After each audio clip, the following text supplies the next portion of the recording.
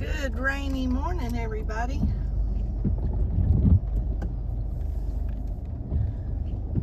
Trying to get all my buttons set here where we can get the fog off the windows.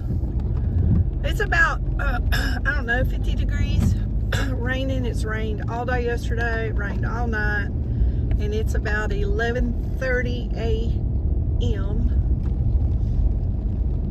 and it's still misting. So every time I look at the radar, I think it's moving out. Something else comes back in, y'all. I had to get Brindley. Y'all pray for Brindley. By the time y'all see this storm will be past. But y'all can pray for the next one, for the spring coming. We'll have them. But we were in the chair like we always are early in the morning.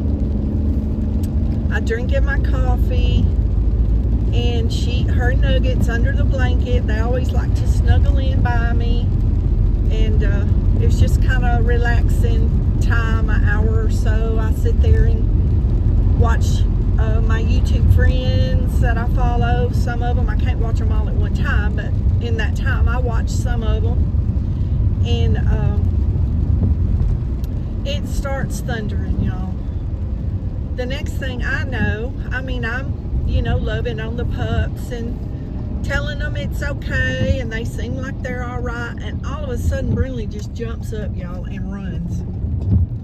And I put the chair down to see what's going on, and bless her heart, she ran behind the chair and she was just throwing up everywhere. It was just bile because she had not eaten. Sometimes they eat early in the morning, and then sometimes they don't eat till midday. Sometimes they eat at the end of the day. You don't ever know about them. They don't have like a routine with their meal. It's just in the bowl. They eat it when they want it. I do put a certain amount out a day because if I don't measure it out, Nugget overeats. And weenie dogs are bad about getting overweight. So we have two separate bowls, and I do watch them. And when he eats his, I don't let him eat hers, because she might not want to eat when he does, or vice versa. So anyway, I got some stuff and cleaned up the floor and was trying to love on her and tell her, it's okay. She was, cowing down like she was in trouble, and I never scolded her for that. I guess it's just something she does. I guess it just kind of scares her. She's not sure what goes on, bless her heart.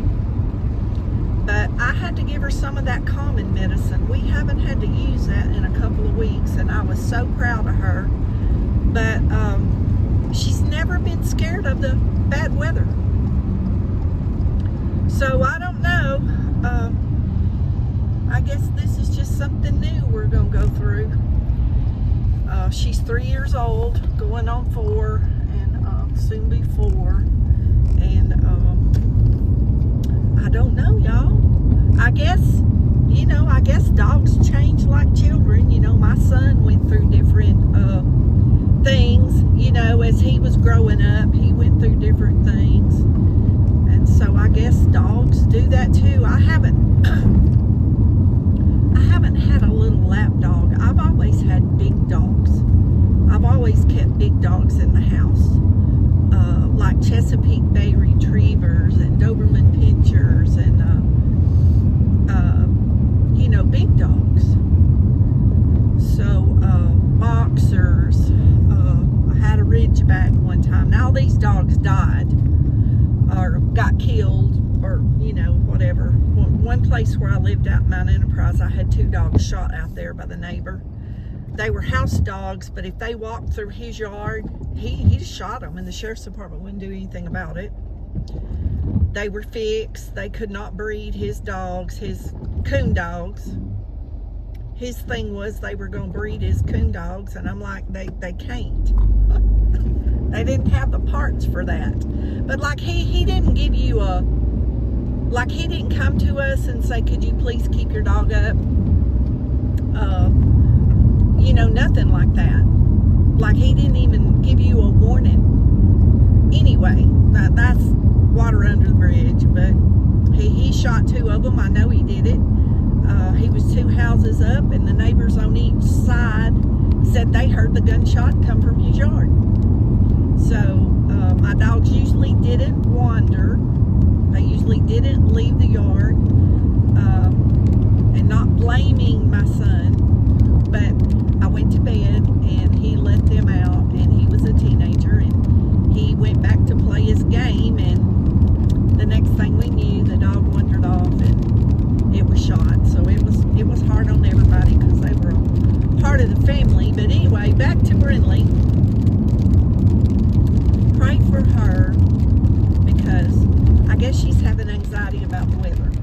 But the thunder and stuff has passed. That's the only reason why I'm leaving the house right now. But if I don't go get this stuff done and get back and get my supper cooked, I won't be ready in time to go to church today. So I'm trying to make it to Bible study tonight. If I can make that happen.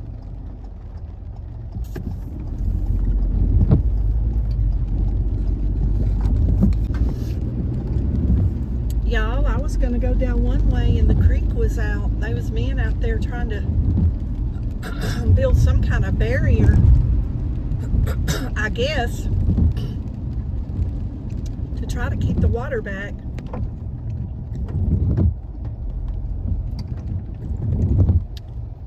At that particular street, I don't know if that's Bonita Creek or Lanana Creek. Bonita Creek, I think.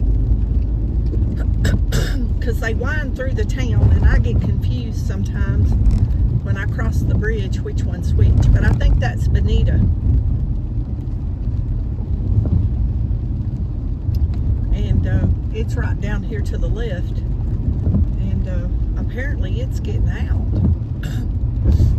I didn't go through town and cross one of the main bridges where it's at, but I may go back that way so I can see what's going on.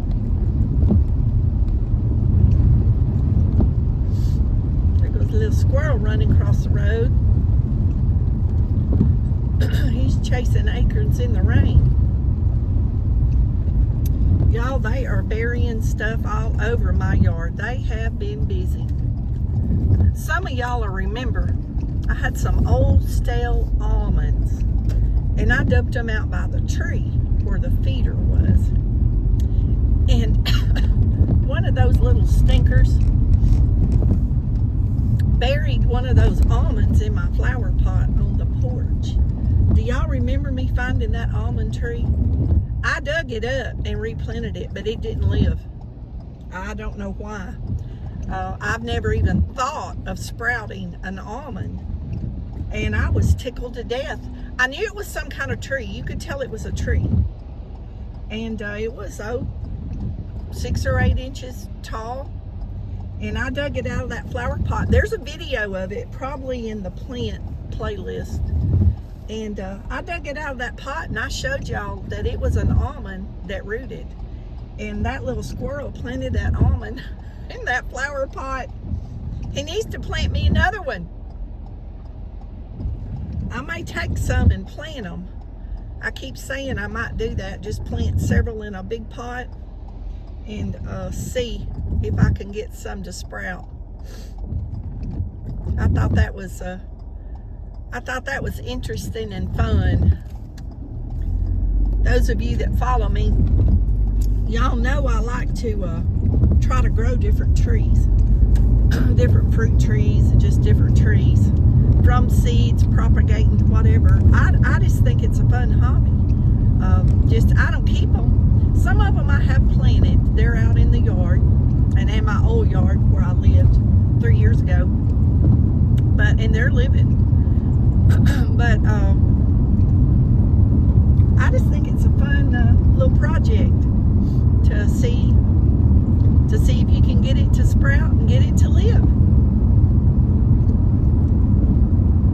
I grow a lot of avocado trees, and I give them away and sell them. Some of the bigger ones that I've had maybe up to 5 years. Back when I had my Facebook, I don't have Facebook anymore. I got tired of all that drama. And I don't miss it. This July will be 2 years that I have deleted my Facebook, and I don't regret it. I do not regret it. Anyway, I'd put them on Facebook. Banana trees. I had so many banana trees. I have banana trees in the yard. They multiply. They have pups every year. And I dig them up and put them in pots in the spring. And then in the fall, I would sell them after I saw they were going to live. And I'm telling you, I could post those on Facebook. And it wasn't but a little bit, because I would tell them I'd deliver if it was like in town and, you know, like 5-mile radius or something of my house. And a lot of it was. And I would deliver them to their jobs. And they would meet me in the parking lot. And I do it but just because I didn't have room. A lot of times after so many years, the plant gets so big, I don't have room in my house. So I'd grow them and enjoy them, and then I'd get rid of them. But you know, I don't know anybody. There's one lady I haven't checked with, but I don't know anybody that's gotten one of those trees after I had them all that time that's got them to live. Anyway, y'all be blessed. Know you're loved. Jesus loves you more. Thanks for riding along with me, and we'll see y'all on the next adventure.